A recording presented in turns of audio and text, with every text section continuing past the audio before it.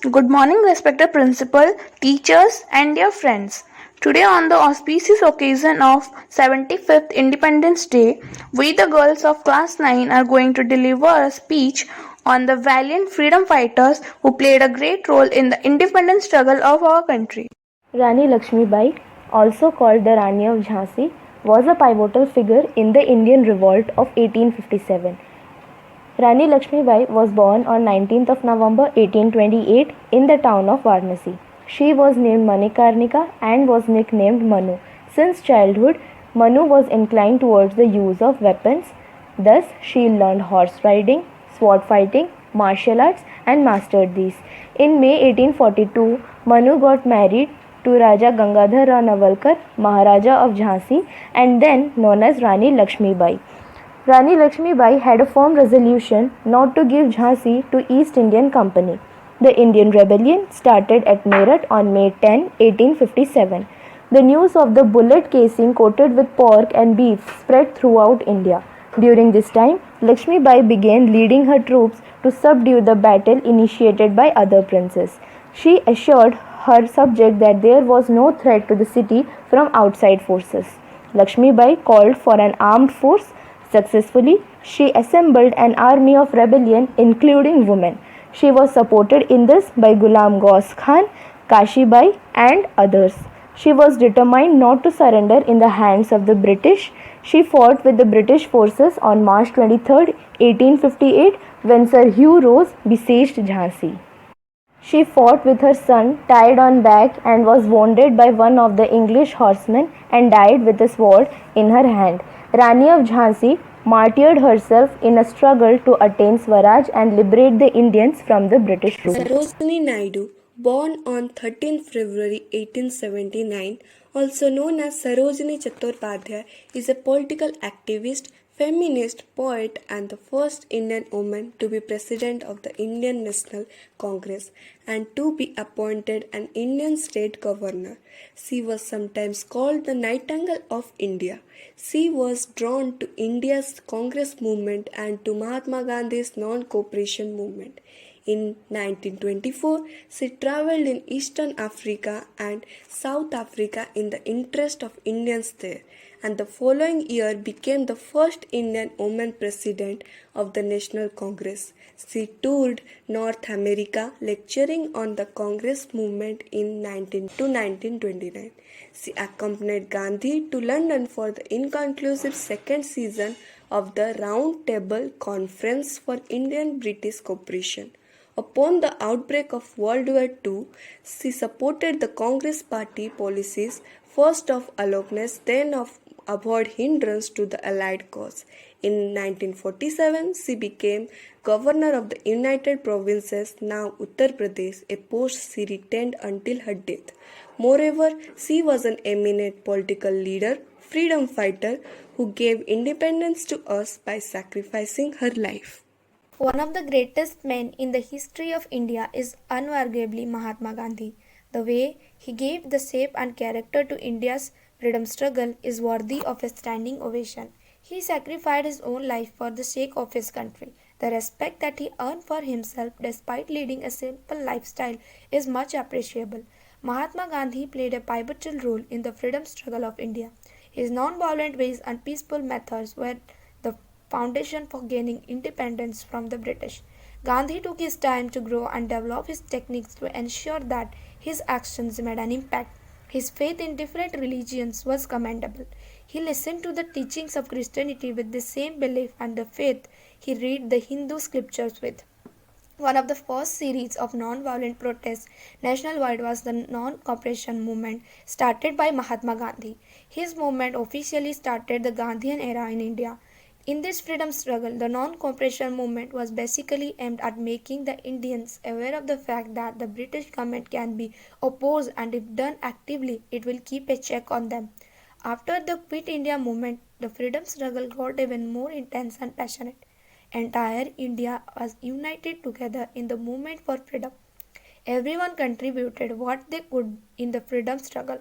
The cry of Purna Swaraj or complete independence was raised.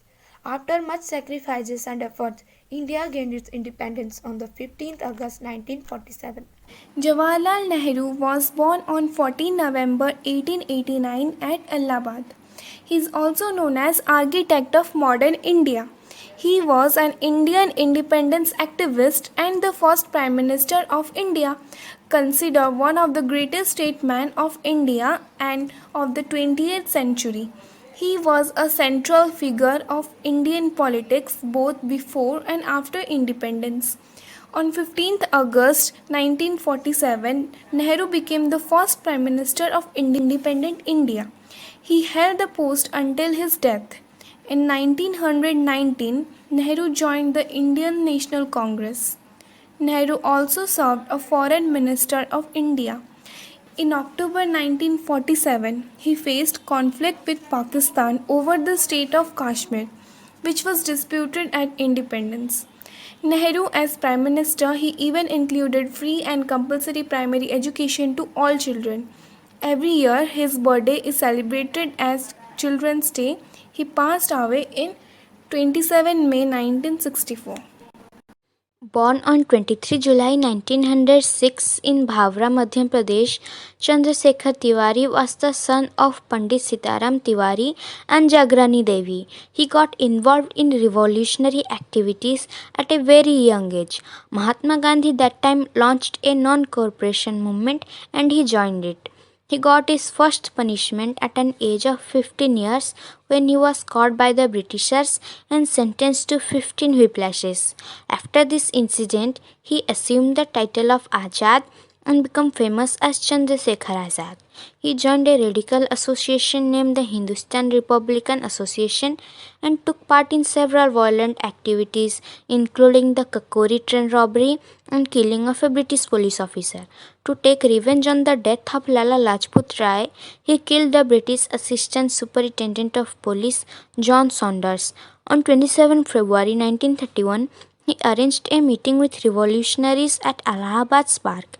He was betrayed by one of its associates and besieged by the British police. He fought with bravery, but seeing no way to escape, he shot himself in place of not being caught alive. He lived only for 25 years, but his role played in India's independence is not forgettable and inspired several Indians to take part in India's freedom struggle. Subhash Chandra Bose was born on 23rd January 1897 in Cuttack, Orissa.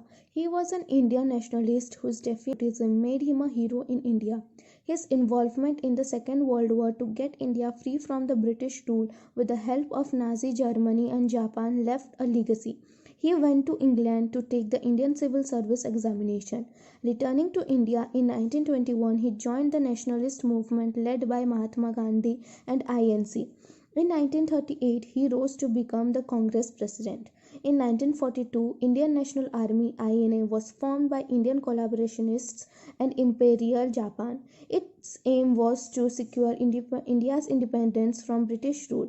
It was formed under Rash Bihari Bose, but later in 1943, on Subhash Chandra Bose returning from Southeast Asia, has handed over to him. And under his captaincy, INA was declared to be the army of Azad Hind. Subhash Chandra Bose, being a great hero, had a very significant role in India's independence. Bhagat Singh, born on 27 September 1907 in Lialpur, Punjab, was a great revolutionary hero of the Indian independence movement. He began to protest British rule in India while still a youth and soon fought for national independence. He is credited with popularizing the catchphrase Inqilab Zindabad, meaning long live the revolution.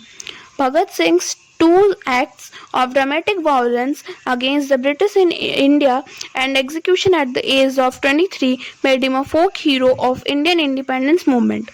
In 1928, Bhagat Singh plotted to kill the police chief responsible for the death of Indian writer and politician Lala Lajpat Rai during a silent march opposing the Simon Commission.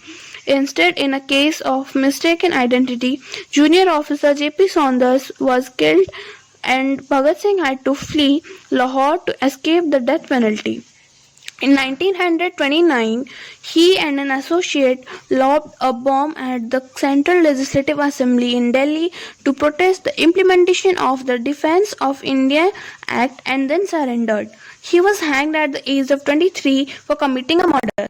At last, I would like to conclude by saying that today's independent India was the aim of every freedom fighter. They will always be memorable for their patriotism and love for the country. Every year, people celebrate Independence Day to give a tribute to their victory. However, communal hatred rises day by day among people, which is the disrespect of making freedom in India. So, we should not stand against each other and try to bring peace in life. Then only we can respect their struggles and sacrifices and make a developed and prosperous country.